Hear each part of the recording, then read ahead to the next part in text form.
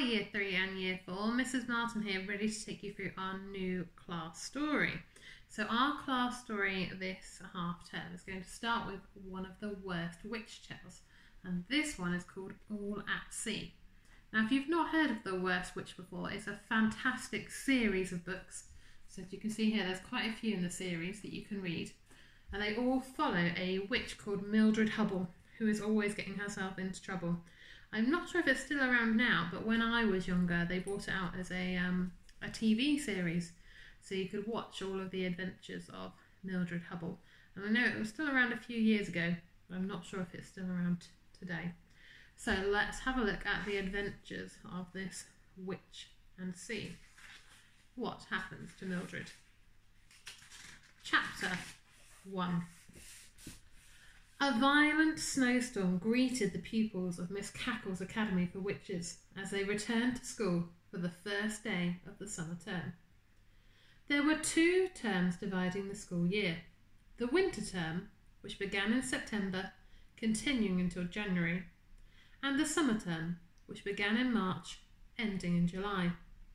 With 5 solid months to each term, you can imagine how bleak it felt during the middle months, when every minute seemed like an hour, with no light flickering at the end of the tunnel.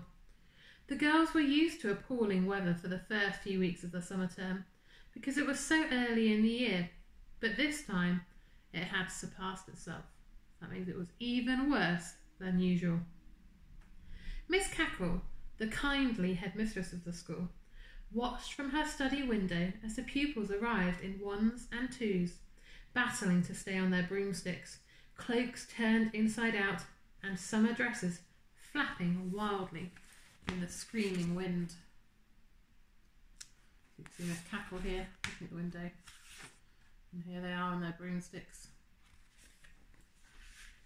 Mildred Hubble, a second year, already renowned as the worst witch in the school, lurched out of the yellow-grey clouds with a crust of snow covering her broomstick, cat, suitcase and summer dress, which was a new design this year.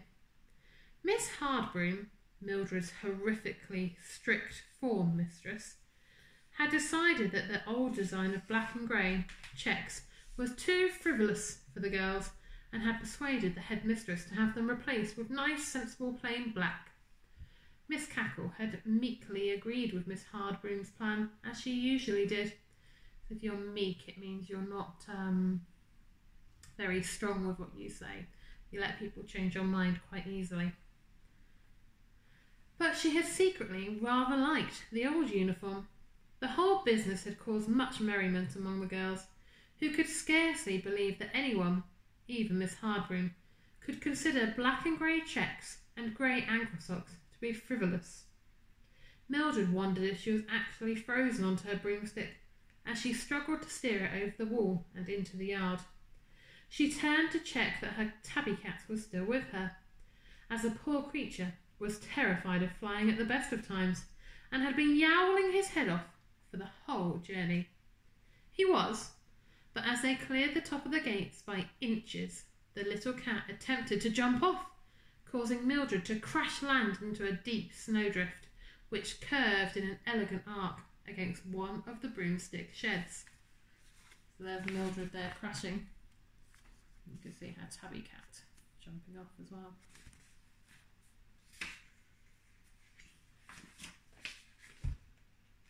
It was quite sheltered in the yard, and Mildred lay in the snow, getting her breath back, watching the other pupils come into land, most of them more successfully than herself. "You are a pain, Tabby," said Mildred, with her teeth chattering with the cold. "How am I ever going to get anywhere in this place while I'm stuck with a cat like you?" Tabby shook himself, and snow sprayed over Mildred's already snow-covered face. She even had icicles hanging from the brim of her hat, and Tabby's fur stood out in little frozen peaks. They made a sorry pair. "Maud, is that you?" Mildred called out, as a hunched bundle of broomstick and baggage wobbled over the wall and glided into the snow a few yards away. "Millie!" yelled a voice, which was unmistakably that of her best friend. So her best friend's nickname for her, even though her name is Mildred, is Millie. Interesting weather, isn't it? And they call it summer term. Mildred scrambled to her feet, brushed off as much snow as she could, and waded across to Maud, dragging her suitcase and broomstick behind her. Tabby had now assumed his usual position, draped around Mildred's shoulders like a fur stole, a bit like a warm scarf. "Do you think they might light a few fires as a special concession?" said Mildred. "I shouldn't think so," said Maud. "You know what they're like. Healthy fresh air at all times." "What about the uniform then? Frivolous, I ask you." The yard was rapidly filling up with pupils, all stamping their feet to warm themselves and hoping that they might be allowed inside instead of assembling in the yard as usual. They made a rather dramatic sight, dotted about like little crows against the glaring white. Why do you think they look like crows? Do you think it might be because crows are a black bird and the girls are all dressed in black, aren't they? The main door opened and Ethel Hallow, a member of Mildred's class, generally known for her bossiness, especially towards Mildred, appeared with a note which she pinned to the door. The note read, here's the note: "No one is allowed inside without permission. Girls must assemble in lines in the yard. When the bell rings, they should proceed to the cloakrooms in single file to deposit their bags, and from there proceed to morning assembly in the Great Hall." "I told you," said Maud grimly. "And how did Ethel get inside when we're all out here? That's what I'd like to know. Look at her, all dry and comfortable when everyone else is frozen stiff, waiting to be summoned out of the storm." "Watch out, Maud," said Mildred. "She's beckoning us." Beckoning. "Mildred Hubble," shouted Ethel from the shelter of the doorway. "Miss Cackle wants to see you in her study straight away. Didn't take you long this time, did it?" She couldn't resist sneering. "How many minutes have you been here? 5, is it?" I think Ethel was saying that Mildred is in trouble already and she's only just arrived back. She pulled a face and ducked inside, closing the door behind her. "Oh, Maud," said Mildred. "Miss Cackle must have seen me crash landing. You'd think she'd have let me off a bit with a force 9 gale and a blizzard going on."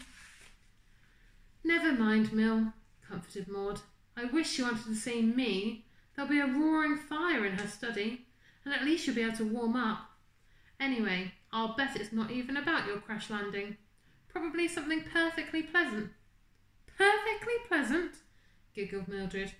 "Well, I'd better go and find out what I've done. Why don't you see if you can find Enid while I'm in there? She must have arrived by now." Enid was their other friend. "Good idea," said Maud. "Best of luck then." Mildred gathered up her suitcase and broom and made her way up the snow-clad stone steps and in through the heavy front door. So what do you predict then? Why do you think she's having to go inside and speak to her teachers already? You'll have to wait until chapter 2 to find out.